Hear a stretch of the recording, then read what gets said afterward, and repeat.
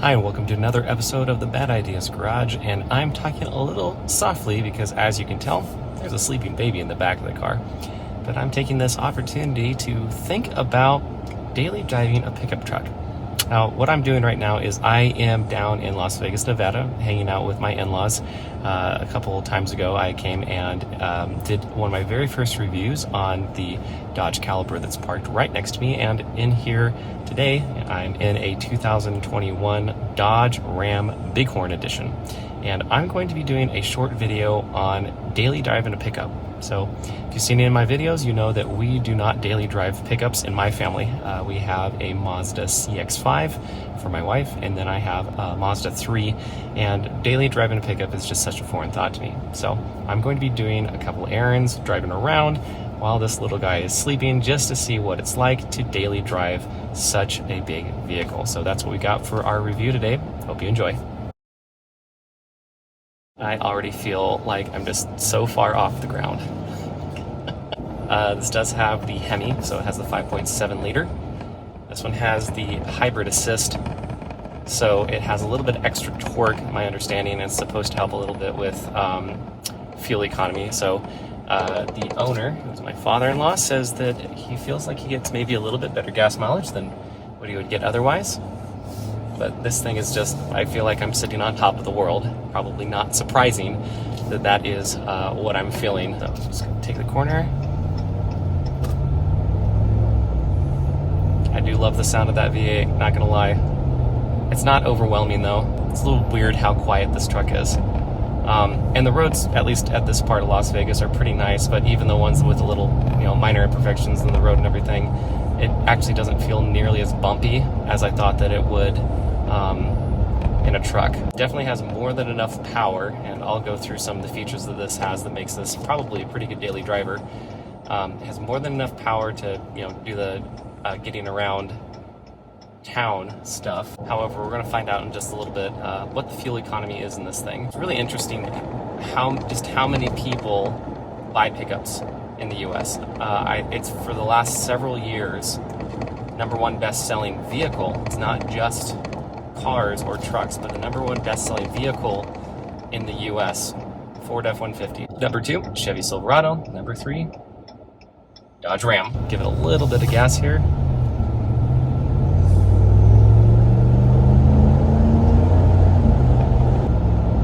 Sounds good.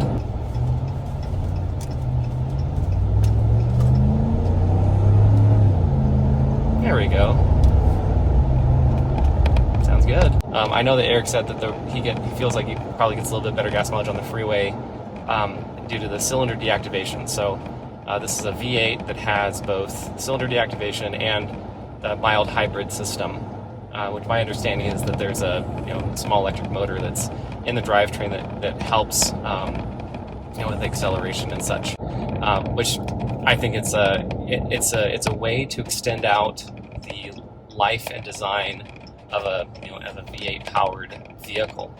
I know that, for example, Toyota is going with the twin turbo in the new Tundra, and Ford has the F-150 Lightning. There's a Silverado electric that's coming. These are the types of technology that maybe you can have in a truck like this to be able to extend out using V8 powered vehicle.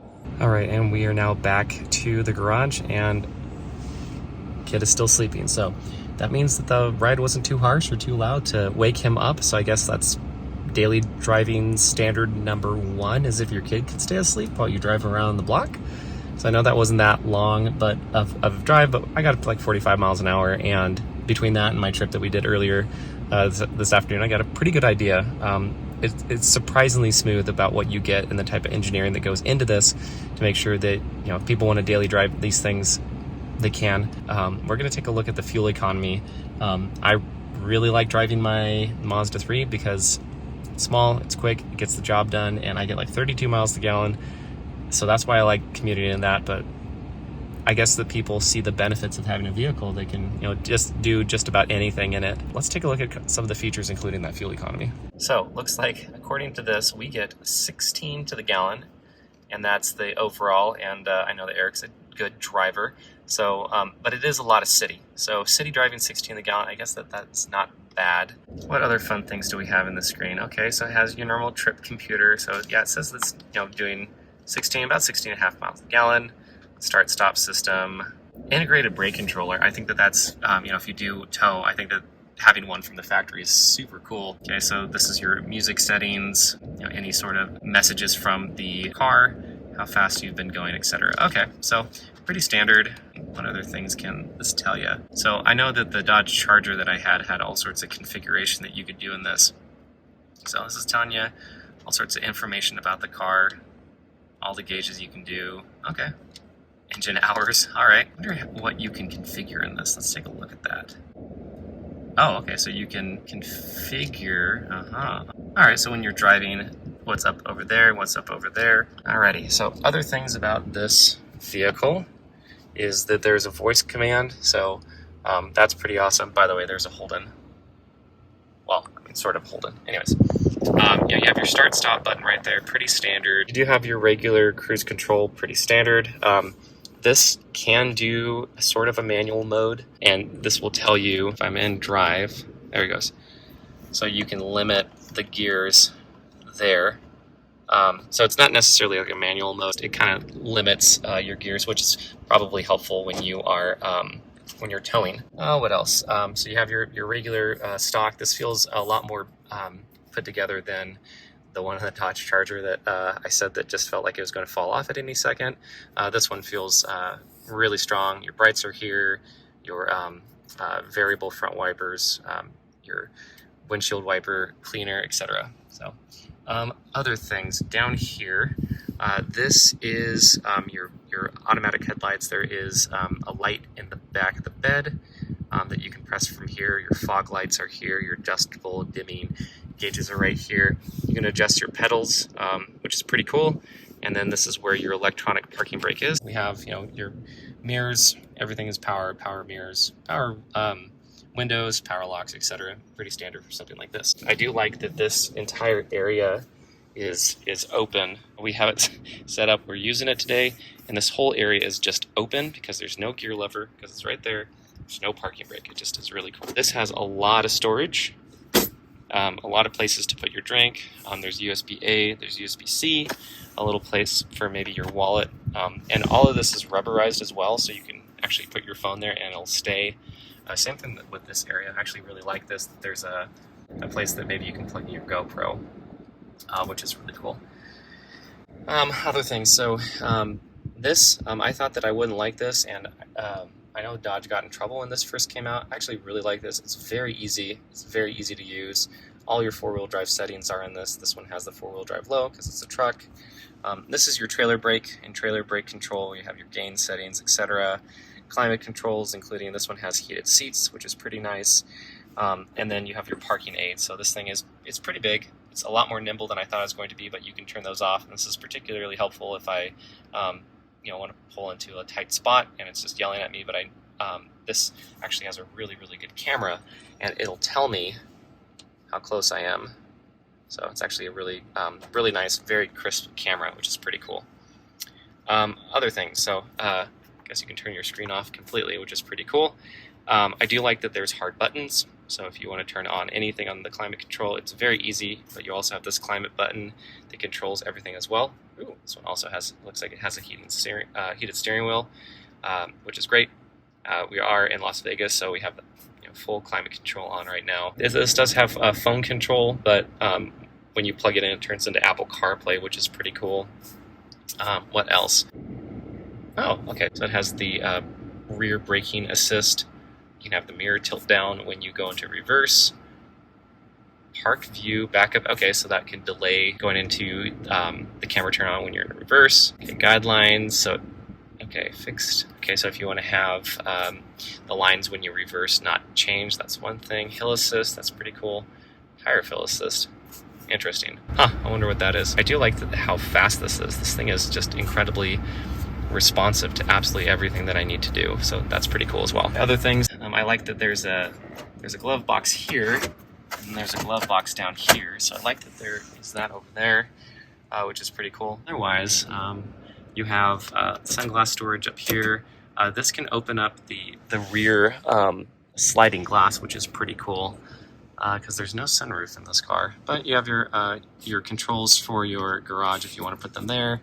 And then you have mirror control, be like, oh hey, it's right there. So it's pretty standard about what you get. And a lot of this can go into helping a really good daily driving situation. So I imagine the things that would help if you did drive this quite a bit are things like the parking aids, just because this is pretty big. I drove it in a parking lot earlier and it wasn't that big of a deal, but making sure that you're pulling up or reversing back into something and you're not taking up an extra spot. That the camera is actually really helpful for that, to make sure that you're in the lines, because this is a pretty wide vehicle. That, and then the infotainment system.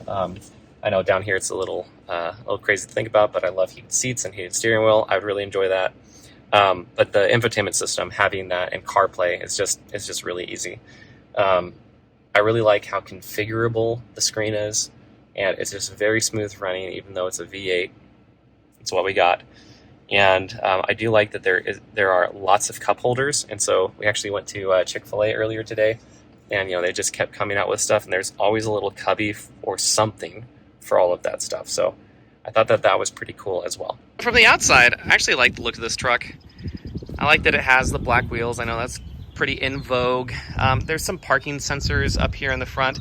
It does not have any self-driving or anything, so there isn't anything for that up here.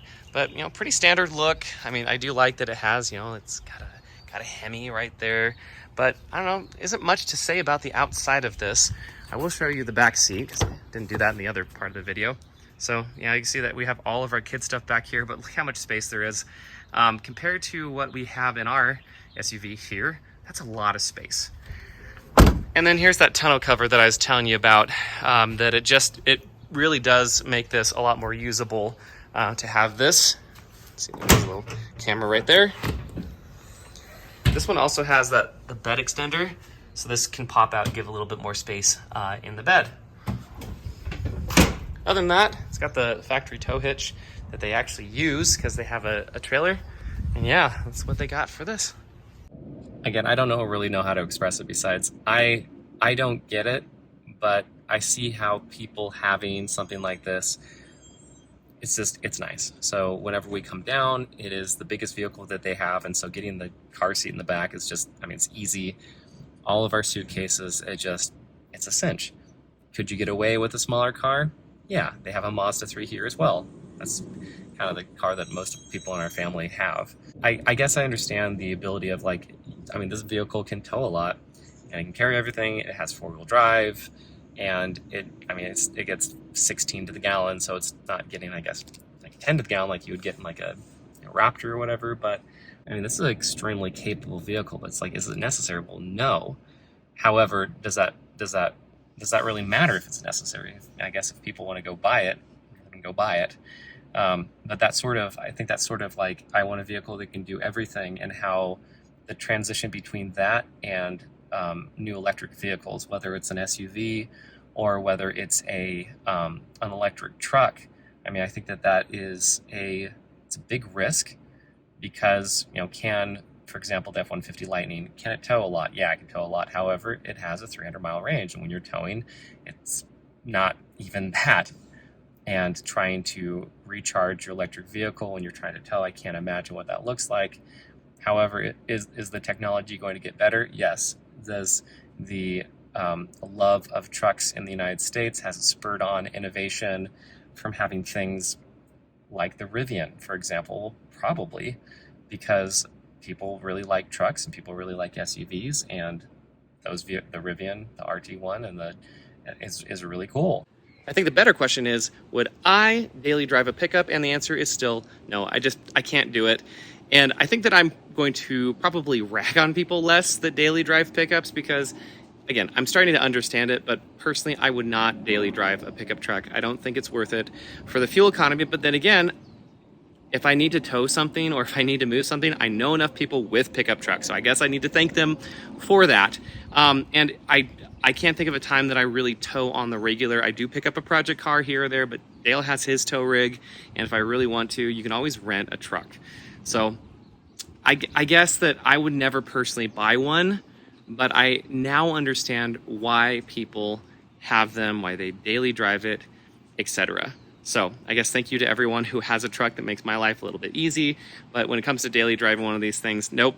I'm still going to be probably a hatchback. Really like small, nimble hatchbacks. Probably going to stick with them. Sports sedans, or gotta say it, love me some minivan. Yeah? No, are you going to find things to go tow with our truck that we just got for the day?